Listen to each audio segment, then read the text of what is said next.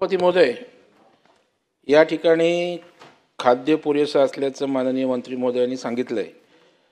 आज दामोनगरपासून आमच्या अगदी दहिसर केतकीपाड्याच्या टोकापर्यंत किंवा ठाण्याच्या बॉर्डरवर त्या ठिकाणी त्या झोपडपट्ट्यांमध्ये आपण नागरी मूलभूत सुविधा देत नाही म्हणून ते टॉयलेटला त्या सीमेवर जातात नॅशनल पार्कच्या, आणि ती छोटी मुलं त्या ठिकाणी विधीसाठी बसल्यानंतर झडप टाकतात या ठिकाणी वाघ. आणि आजही आपल्याकडे बाँड्री नाही आहे नाईक साहेब, त्या ठिकाणी त्यांच्या संरक्षणाच्या काही उपाययोजना नाहीत. अशा अनेक घटना घेतल्यात, लहान मुलांना उचलून नेऊन मृत्युमुखी पडलेत. तर या संदर्भामध्ये शासनाने उपाययोजना करावी जेणेकरून अशा प्रकारचे बिबटे येऊन हल्ला करतात तो होण्यास त्या ठिकाणी कमी होण्यास मदत होईल. सभापती महोदय, नॅशनल पार्कला चारही बाजूनी बंदिस्त सिमेंटची भिंत घालण्याचा प्रस्ताव आहे आणि बरीच भिंत तयार झालेली आहे.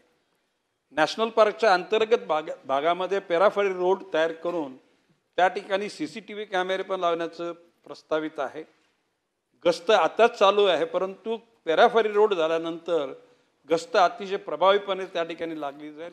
CCTV कॅमेरा लावले जातील, किंबहुना सॅटेलाईटमधून या सर्व प्राण्यांवर सुद्धा निगराणी करण्याच्या अनुषंगानं यंत्रणा उभी करण्याचं ठरलेलं आहे.